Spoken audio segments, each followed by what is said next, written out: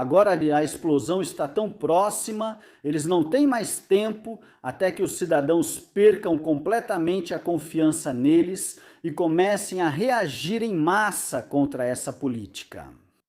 E se você quiser apoiar este canal, eu ficaria muito feliz com um like e uma inscrição. E eu diria, vamos continuar. Então, sobre o que vamos falar nesta manhã? É sobre a declaração de Wüst, que ele afinal não fez, ou fez, e talvez de novo nem tenha feito. Na verdade, ninguém sabe ao certo. Então, Günther também falou um pouco. Sim, as contribuições para a aposentadoria também vão aumentar bastante para uma aposentadoria menor e para mais tempo de trabalho. Isso mesmo, você ouviu direito. Ao mesmo tempo, os fundos públicos de seguro-saúde, eles também estão no fim. Isso significa que precisamos urgentemente de contribuições ainda mais altas para o seguro-saúde público, para pagar toda essa brincadeira aqui. E se você ouvir isso, no mínimo. Então, sim, você começa a surtar e eu diria que vamos direto ao assunto. Na Europa, aumentam as restrições contra a AfD. O órgão de supervisão partidária da UE quer instaurar um procedimento de apuração contra o partido por violar valores europeus. A situação coloca em dúvida a independência dos tribunais e, no geral, o Estado de Direito, minando assim a ordem livre e democrática em nosso país. Pare! Segundo as últimas reportagens da mídia, Boris Pistorius, o político mais popular da Alemanha, está agindo ilegalmente na Bundeswehr e suspendendo leis em vigor. Ao mesmo tempo, promotorias simplesmente acusam pessoas aleatórias para arrecadar dinheiro de impostos e encher os cofres dos políticos. Quer que eu continue falando sobre isso? Quero dizer, a gente pode fazer um vídeo agora com, digamos, 48 minutos, onde eu só explico para vocês onde essas duas coisas que só o SPD, sim, realmente só o SPD, provoca. Agir ilegalmente contra essas pessoas ou, ao mesmo tempo, silenciá-las. Por isso eu me pergunto, quando é que vai chegar a proibição do SPD, uma segunda república de Weimar?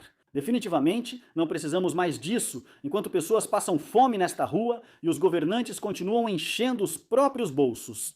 Então, vamos direto para o próximo ponto. E eu digo para vocês, hoje de manhã perdi completamente a cabeça, perdi totalmente a paciência.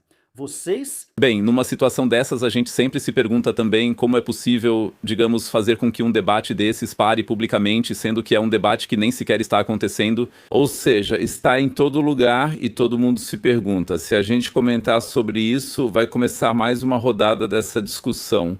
Um segundo, de acordo com os relatos e fatos que eu tenho, foi você quem disse que sim, precisamos de Hendrik Wüst e que Friedrich Merz deveria sair rapidamente. Aliás, hoje em Mechel.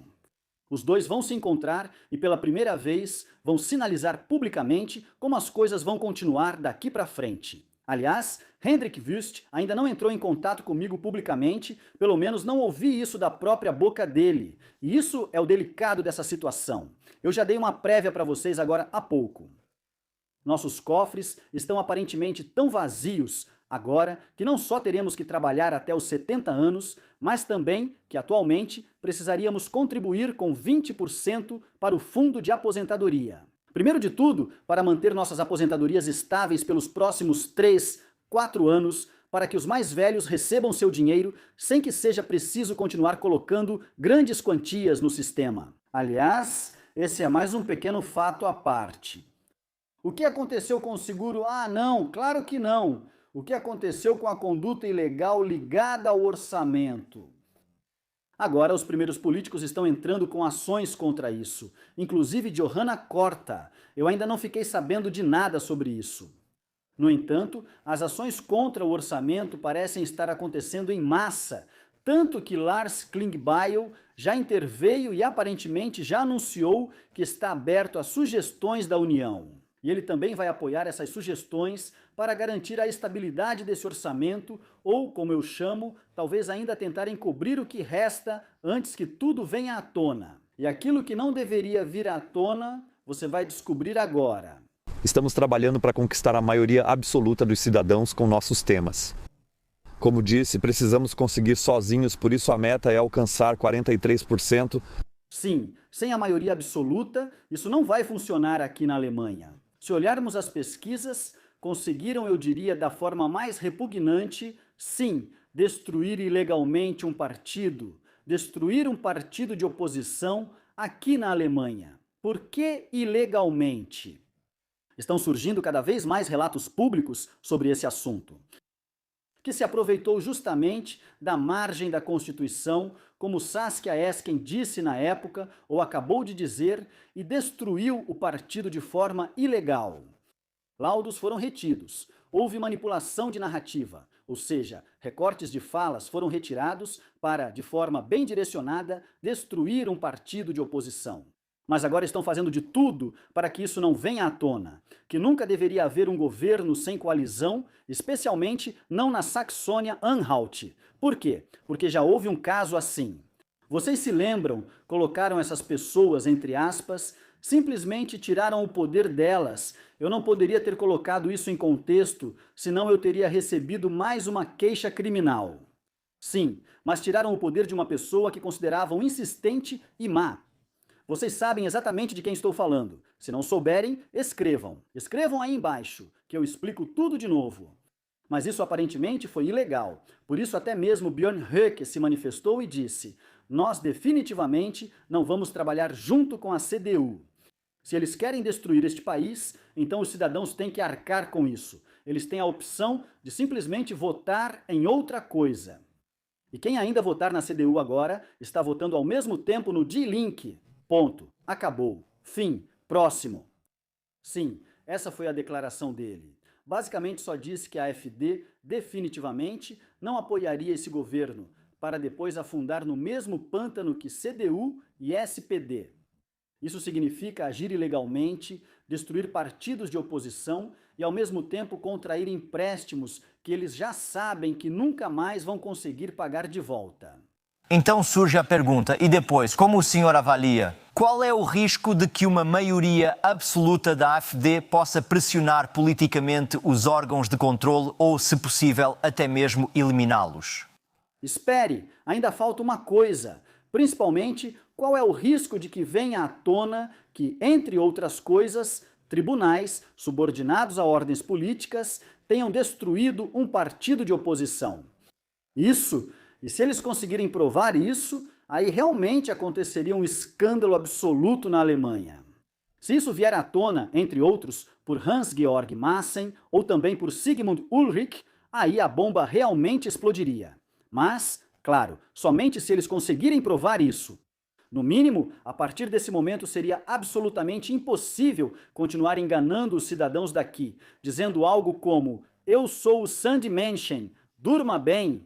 Caro cidadão, por favor, vote na CDU e no SPD no dia da eleição. E se conseguirmos dar um jeito no futuro, todas as eleições acontecerão em um único dia. Assim, você não vai mais precisar se preocupar com política o ano inteiro.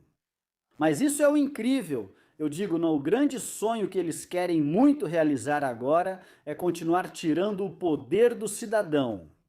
E sim, se acontecer um desastre agora na Saxônia-Anhalt, se a AfD conseguir a maioria absoluta, isso vai acabar vindo à tona, é claro. Será mostrado exatamente o que o Serviço de Proteção à Constituição tinha. E aí realmente se trata apenas de uma maioria absoluta. Por isso é que agora a luta na Saxônia-Anhalt voltou. De repente, foi adotado nos moldes da CDU para realmente proteger o parceiro de coalizão, o SPD, aqui. Então, em primeiro lugar, não acredito que com a chegada da AfD ao governo, o Estado de Direito alemão vá desaparecer completamente. O que não é legalmente possível também não seria possível para um governo da AfD. E, em segundo lugar, também não acredito que a cobertura crítica da mídia sobre a AfD, que inclui o jornalismo investigativo, vá silenciar a partir do momento em que houver um ministro-presidente da AfD. E isso significa que, com a aprovação do Bundesrat, o governo federal pode enviar comissários estaduais ao respectivo estado federado, que assumirão as funções do governo local. Então, eu recomendo a todos, neste momento, que não entrem em pânico ou fiquem histéricos. Então, vocês acabaram de ouvir, a democracia com certeza não acabaria.